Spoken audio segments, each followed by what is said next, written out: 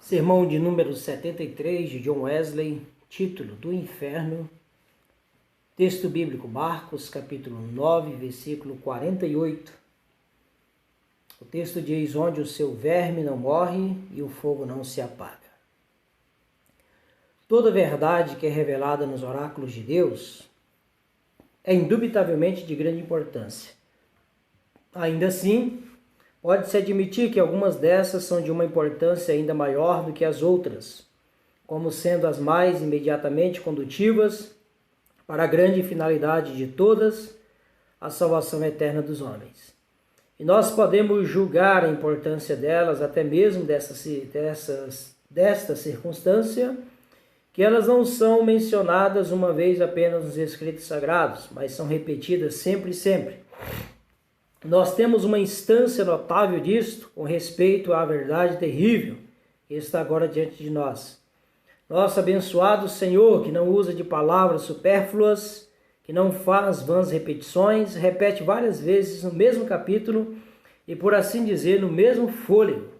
Assim, Marcos 9, 43 e 44 diz: se a tua mão ofender a ti, se uma coisa ou pessoa tão útil como uma mão por ocasião de pecado e não existe outra maneira de afastar-se deste pecado, corta.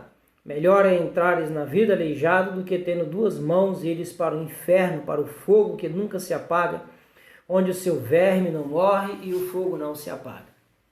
Assim, novamente, em Marcos, capítulo 9, versículo 45 a 46, se o teu pé te fizer tropeçar, corta-o. É melhor para ti entrares coxo na vida do que tendo dois pés seres lançado no inferno, no fogo que nunca se extingue, onde seu verme nunca morre e o fogo não se apaga.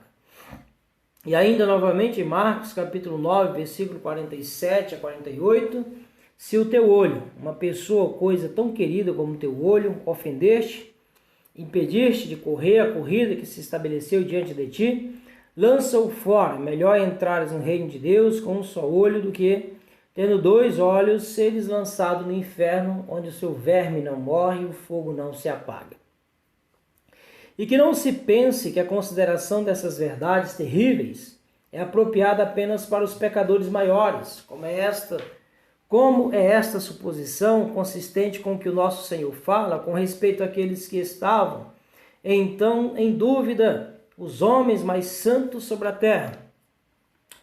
Quando multidões inumeráveis se reuniram, ele disse aos seus discípulos, apóstolos: primeiro de tudo, eu lhes digo, meus amigos, que vocês não temam aqueles que podem matar o corpo e depois não têm mais o que fazer com ele. Mas digo-lhes que temam a ele. Digo-lhes que não tenho o que fazer com ele, mas digo-lhes que temam a ele. Em Lucas capítulo 12, versículo 1 a 7. Sim, temam a ele, sob esta mesma noção de ter poder para lançar no inferno, ou seja, com efeito, temam a fim de que ele não os lance no lugar do tormento. E este mesmo, até mesmo nos filhos de Deus, é um meio excelente de preservá-los disto. É conveniente, portanto, não apenas aos homens réprobos, mas até mesmo a você, seus amigos, vocês que temem e amam a Deus, considerarem profundamente o que está revelado nos oráculos de Deus, concernente ao estado futuro da punição.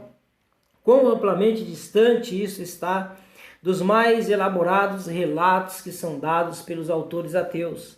Seus relatos são, em muitas particularidades, pelo menos infantis, imaginários e auto-inconsistentes. De maneira que não é de se surpreender que eles não acreditem em si mesmos, mas apenas narrem os contos do vulgar. Assim, Virgílio fortemente sugere, quando depois do relato elaborado que ele deu das sombras abaixo, ele envia aquele que relatara para fora do portão de marfim, através do qual, como ele nos conta, apenas os sonhos passam.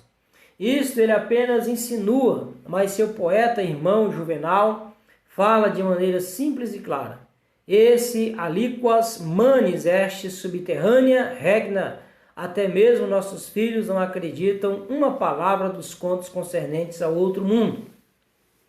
Aqui, ao contrário, tudo é digno de Deus. o Criador, o governador da humanidade. Tudo é maravilhoso e solene, adequado à sua sabedoria e justiça, através de quem Tofete foi coordenado no passado, embora originalmente preparado não para os filhos dos homens, mas para o diabo e seus anjos. A punição daqueles que, a despeito de todas as advertências de Deus, resolvem ter sua porção com o diabo e seus anjos, de acordo com os antigos, e sem divisão imprópria, se tanto o que eles perdem, o que eles sentem. Depois de considerar essas separadamente, eu tocarei em algumas circunstâncias adicionais e concluirei com 2 ou 3 inferências. Em primeiro lugar, vamos considerar a punição da perda. Esta começa no mesmo momento em que a alma é separada do corpo. Naquele instante, a alma perde todos os prazeres, os desfrutes. Destes depende de nossos sentimentos exteriores. O cheiro, o gosto, o toque não deleitam mais. Os órgãos que ministravam para eles estão destruídos, e os objetos usados para gratificá-los foram removidos para longe.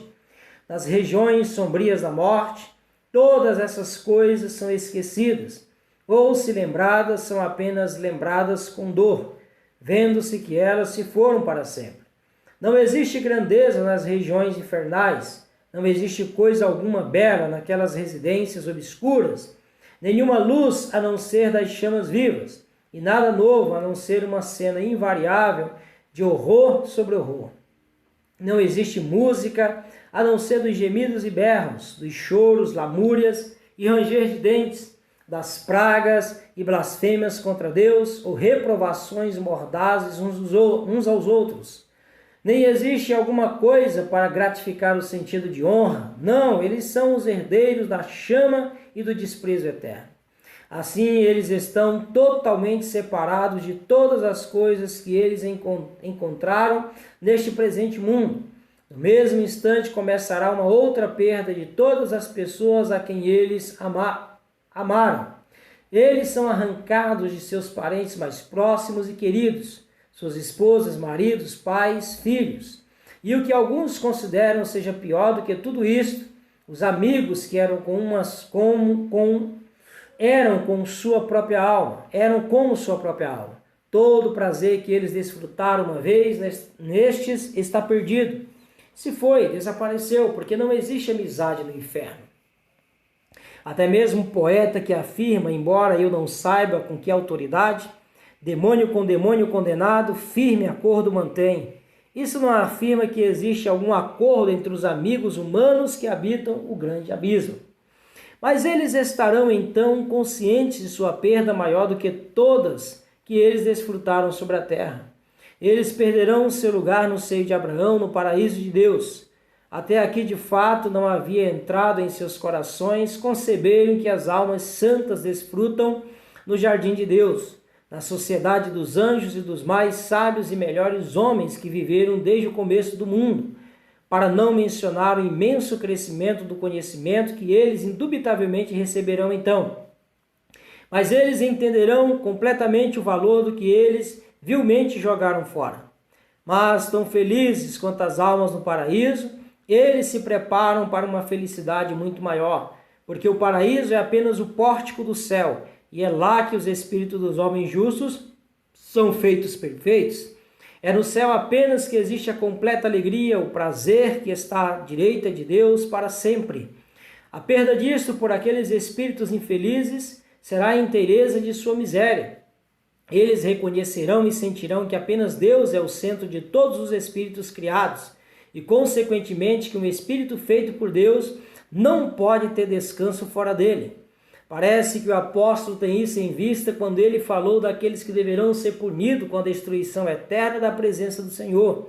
Banimento da presença do Senhor é a mesma essência da destruição para um espírito que foi feito por Deus. E se este banimento durar para sempre, é a destruição eterna. Tal é a perda sofrida por aquelas criaturas miseráveis sobre as quais aquela sentença terrível será proferida. Afastem-se de mim, vocês malditos. Que maldição inexprimível! Se não houvesse outra, mas ai de mim, isto está longe de ser o todo. porque a punição da perda será acrescentada à punição do sentido. O que eles perderam implica miséria inexplicável, que ainda assim é inferior ao que eles sentem. Isto é o que nosso Senhor expressa naquelas enfáticas palavras, onde seu verme nunca morre e o fogo nunca se extingue. Do momento em que aquela sentença foi pronunciada sobre o homem, tu és pó e ao pó retornarás, foi costume em todas as nações, até onde podemos aprender, devolver pó ao pó. Pareceu natural restaurar os corpos dos mortos, a mãe geral, a terra. Mas no processo do tempo, outro método foi obtido, principalmente entre os ricos e grandes, de queimar os corpos de seus parentes e frequentemente de uma maneira grandiosa, para qual propósito eles erguem enormes piras funerais com imenso trabalho e despesa. Através de qualquer um dos métodos, o corpo do homem logo será restaurado ao seu pai, o pó. Tanto o verme quanto o fogo logo consumem e a estrutura bem forjada, depois do que o próprio verme rapidamente morre e o fogo é inteiramente extinto. Mas existe igualmente um verme que pertence ao futuro estado e que é um verme que nunca morre. E existe um fogo mais quente do que da pira funerária, e é o fogo que nunca será extinto. A primeira coisa pretendida pelo verme que nunca morre parece ser uma culpa consciente, incluindo autocondenação, tristeza, vergonha, remorso e um senso da ira de Deus. Nós não podemos ter alguma concepção disto através do que algumas vezes sentimos, mesmo neste presente mundo. Não é disto principalmente que Salomão fala quando diz: o espírito do homem pode suportar suas enfermidades ou aflições de algum outro tipo, mas um espírito magoado quem pode suportar? Quem pode suportar a angústia de uma consciência desperta, penetrada com um senso de culpa e as setas do Altíssimo cravadas na alma e esvaziando o espírito? Quanto dos corajosos sucumbiram a isto e escolheram morrer sufocados, preferivelmente a vida? E ainda assim, o que são essas feridas? O que é toda essa angústia da alma, enquanto neste presente mundo, em comparação àquelas que eles devem sofrer, quando suas almas estiverem totalmente despertas, de maneira a sentir a ira de um Deus ofendido? Acrescente a essas todas as paixões impuras, temor, horror, ira, desejos diabólicos, desejos que nunca podem ser satisfeitos. Acrescente todos os temperamentos iníquos, inveja, ciúme, malícia e vingança, tudo que incessantemente corroerá a alma, como o abutre supostamente faz com o fígado de Tito. A esses que se nós acrescentarmos a ira de Deus e todas as suas criaturas, todas essas unidas podem servir para dar alguma ideia pequena e imperfeita do verme que nunca morre. Nós podemos observar uma diferença notável na maneira como nosso Senhor fala concernente às duas partes da punição futura. Ele diz: onde seu verme não morrerá, de um lado, onde o fogo não se extinguirá, de outro. Isso não pode ser por acaso. Qual é então a razão para esta variação da expressão? Não parece ser esta: o fogo será o mesmo, essencialmente o mesmo, para todos que estão atormentados lá, apenas talvez mais intenso para alguns dos que outros, de acordo com o seu grau de culpa, mas seu verme não irá nem poderá ser o mesmo. Ele será infinitamente variado, de acordo com os vários tipos, assim como graus de maldade. Esta variedade surgirá parcialmente do justo julgamento de Deus, recompensando cada homem de acordo com suas obras. Porque nós não podemos duvidar de que esta regra tomará lugar nada mais, nada menos no inferno do que no céu. Como no céu todo homem receberá sua própria recompensa, incomunicavelmente sua, de acordo com seu próprio trabalho, ou seja, todo o teor de seus temperamentos, pensamentos, palavras e ações. Assim, indubitavelmente, cada homem, na verdade, receberá sua própria recompensa má.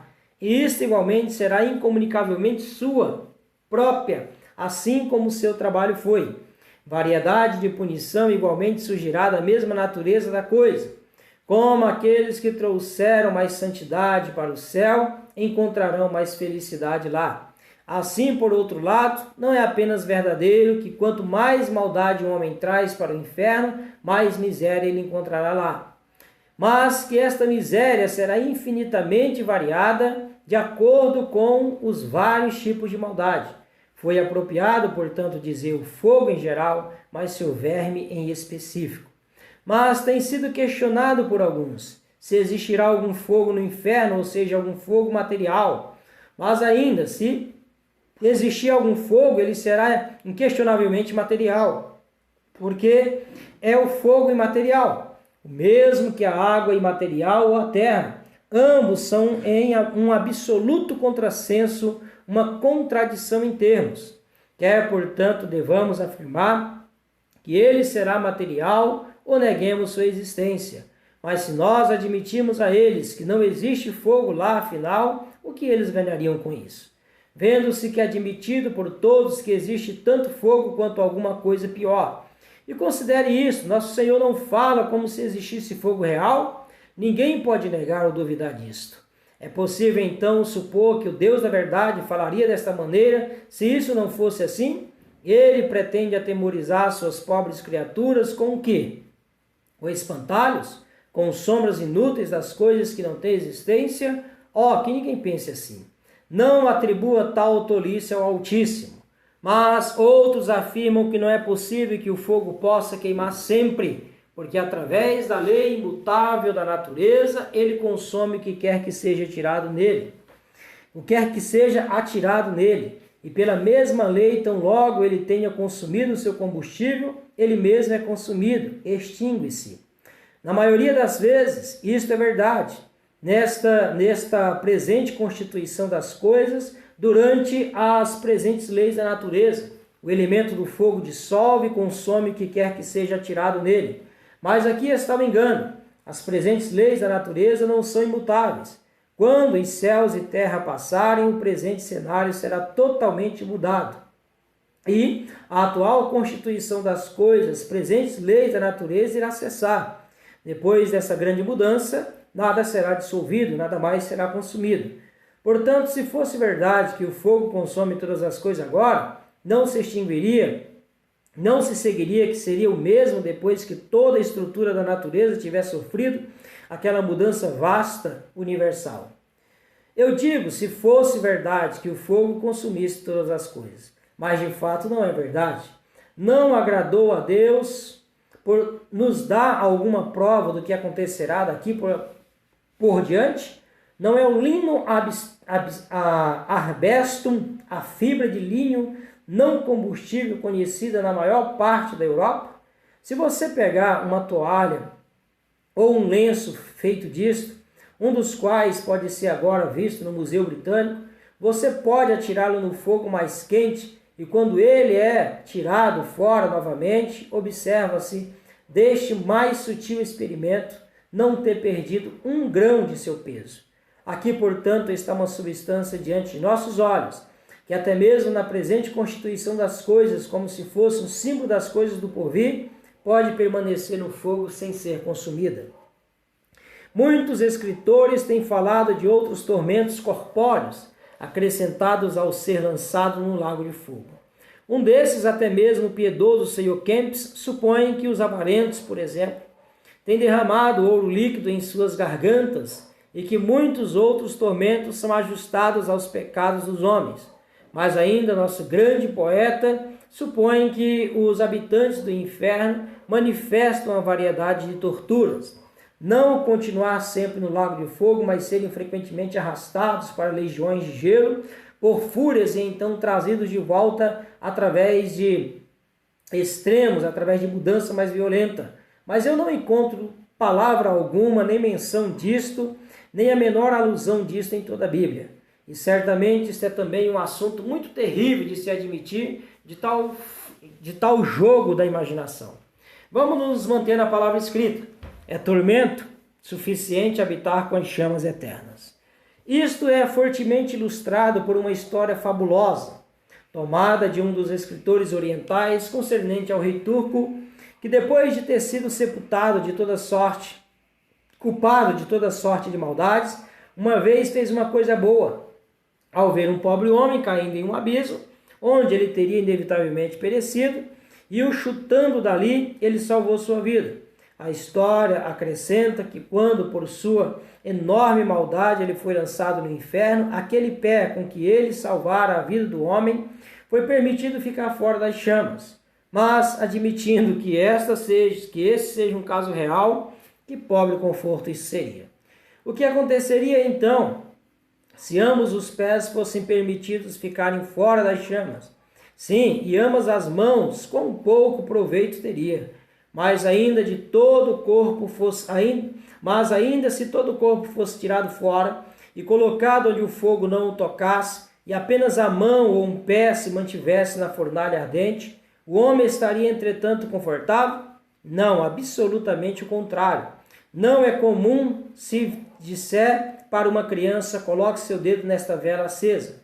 Você pode suportar isto até mesmo por um minuto. Como então você suportaria o fogo do inferno?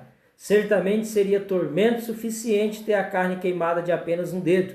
O que será então de ter todo o corpo mergulhado no lago de fogo, queimando com enxofre? Resta apenas agora considerar 2 ou 3 circunstâncias que atendem o verme que nunca morre e o fogo inextinguível. Em primeiro lugar, considere a companhia com a qual todos estão cercados naquele lugar de tormento. Não é incomum ouvir, até mesmo de criminosos condenados em nossas prisões públicas: eu prefiro ser enforcado a ser incomodado por esses miseráveis que estão à minha volta. Mas o que a maioria dos miseráveis abandonados sobre a terra comparados com os habitantes do inferno? Nenhum desses são até agora perfeitamente maus, vazios de toda fagulha de bondade. Certamente não até que esta vida esteja no fim, provavelmente não até o dia do julgamento. Nem pode algum desses exercer sem controle toda a sua maldade em seus companheiros. Algumas vezes eles são impedidos pelos homens bons, algumas vezes até mesmo pelos maus. Assim, as torturas da Inquisição Romana eram impedidas por aqueles que a empregavam, quando eles supunham que o sofredor não poderia durar mais. Eles então ordenavam aos executores para desistirem, porque é contrário às regras da casa que um homem morresse sob tortura. E muito frequentemente, quando não há ajuda humana, eles são impedidos por Deus, que fixou os limites deles e que eles não podem ultrapassar, e diz: até aqui podem vir e não mais adiante. Sim, tão misericordiosamente, Deus ordenou que a própria extremidade da dor causasse uma suspensão dela. O sofredor desfalece e assim por um tempo, pelo menos, mergulha na insensibilidade. Mas os habitantes do inferno são perfeitamente pecaminosos, tendo nenhuma centelha de bondade restante. E eles são constrangidos por ninguém a manifestar ao extremo sua total maldade. Não pelos homens, ninguém será constrangido de fazer o mal por seus companheiros na condenação. E não por Deus, porque ele os esqueceu, os entregou aos atormentadores. E os demônios não precisam temer como seus instrumentos sobre a terra, com receio de que possam expirar sobre a tortura. Eles não podem mais morrer. Eles são fortes para suportar o que quer que a malícia, habilidade e força dos anjos unidos podem infligir sobre eles. E seus atormentadores angelicais têm tempo suficiente para variarem seus tormentos de milhares de maneiras. Quão infinitamente eles podem variar um simples tormento, aparências horríveis, pelo qual não existe dúvida de que um espírito demoníaco, se permitido, poderia aterrorizar o homem mais valente sobre a terra, a morte. Em segundo lugar, considere que todos esses tormentos do corpo e alma são sem interrupção. Eles não têm alívio da dor, mas a fumaça de seus tormentos eleva-se dia e noite. Ou seja, falando com respeito à constituição do mundo presente, um lugar em que Deus tem sabiamente, graciosamente ordenado que o dia e noite sucedam ao outro, de maneira que em todas as 24 horas há feito para o descanso, há um sabate diário feito para o descanso, fadigando o homem, cansando o animal. Consequentemente, raramente somos submetidos a muito trabalho ou sofremos muita dor, antes que o doce restaurador da natureza, cansada, o sono balsâmico, nos espie por graus insensíveis, nos traga um intervalo de comodidade. Mas, embora o condenado tenha noite interrupta, ele não traz interrupção de sua dor. Nem o sono acompanha aquela escuridão. O que quer que os poetas antigos ou modernos, o Homero ou Milton, sonhem, não existe sono que é no inferno ou no céu. E seja o sofrimento dele sempre tão extremo, seja sua dor sempre tão intensa, não existe possibilidade de diminuírem, não, nem por um momento. Novamente, os habitantes da terra desviam-se frequentemente de atenderem o que é afligido, pela agradável luz do sol, as vicissitudes das estações, os unidos atarefados dos homens e milhares de objetos que se agitam ao redor deles com variedade interminável. Mas os habitantes do inferno têm nada para distraí-los de seus tormentos, mesmo que por um momento. Há um eclipse total, sem sol, sem lua, nenhuma mudança de estações ou de companheiros. Não existe trabalho, mas uma cena ininterrupta de horror para a qual eles devem prestar toda a atenção. Eles não têm intervalos de desatenção ou de estupidez. Eles são todos olhos, todos ouvidos e todos os sentidos. Em cada instante da duração deles, pode-se dizer, de toda a sua estrutura, eles são tremulamente vivos por todos os lados, mas em dor e agonia por todos os poros.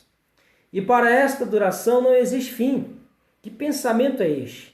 Nada a não ser a eternidade é o tempo da tormenta deles. E quem pode contar as gotas das chuvas e as areias do mar ou os dias da eternidade? Todo sofrimento é diminuído, se existe alguma esperança, embora distante de seu livramento. Mas aqui, a esperança que vem a todos os habitantes do mundo inferior nunca chega. O que? Os sofrimentos nunca terminam. Nunca, onde a alma mergulha diante daquele som terrível, em um abismo tão escuro, tão profundo.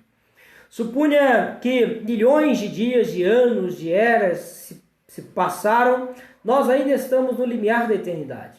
Nem a dor do corpo, nem da alma é algo mais próximo do fim do que foi há milhões de eras atrás. Quando eles foram lançados no puro, no fogo, no asbeston, quão enfático, o fogo inextinguível, tudo se concluiu. O verme dele não morreu e o fogo não se extinguiu.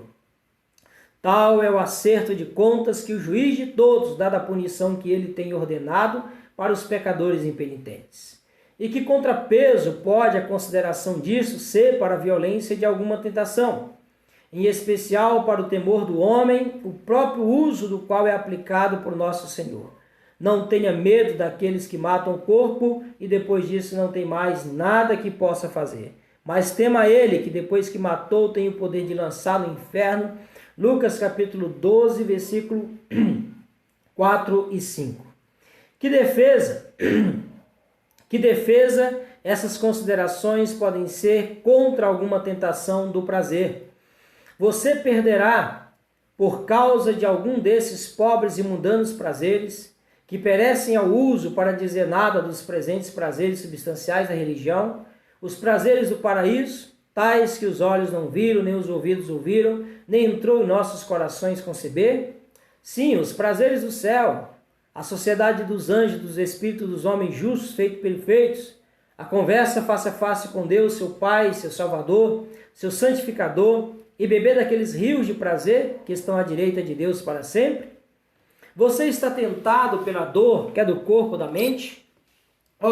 Compare as coisas presentes com as futuras.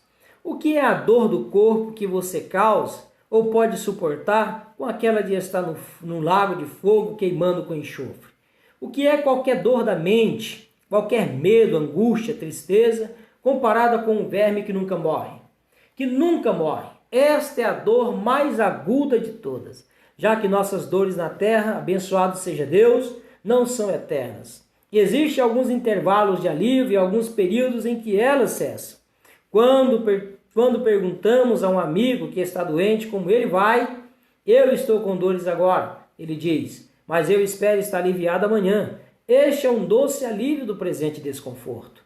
Mas quão terrível seria o caso dele se ele respondesse, eu estou com dor no corpo todo e nunca seria aliviado dela. Eu estou sob um tormento intenso do corpo e horror da alma e deverei sentir isto para sempre. Tal é o caso dos pecadores condenados no inferno.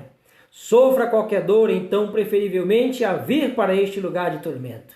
Eu concluo com uma reflexão a mais tomada do Dr. Watts. Demanda a nossa mais alta gratidão que nós, que há muito merecemos essa miséria, não tenhamos ainda nos precipitados nela. Enquanto existem milhares que são decretados para este lugar de punição, antes que continuem por mais tempo no pecado, como muitos de nós temos feito. Que exemplo é este da divina bondade, para que não estejamos sob esta ardente vingança? Nós não temos visto muitos pecadores à nossa direita e esquerda mortos em seus pecados? E o que senão a terna misericórdia de Deus tem nos poupado, semana após semana, mês após mês, e nos dado tempo para o arrependimento? O que podemos atribuir por toda a sua paciência e longanimidade do Senhor até hoje? Quão frequentemente nós incorremos na sentença da condenação através de nossa repetida rebelião contra Deus. E ainda assim estamos vivos em sua presença e ouvindo as palavras de esperança e salvação. Que olhemos para trás e estremeçamos com os pensamentos deste precipício terrível, na beirada do qual temos há tanto tempo perambulado. Vamos fugir para o refúgio da esperança que está colocado diante de nós e dá milhares de graças à divina misericórdia que não estejamos mergulhados nesta perdição.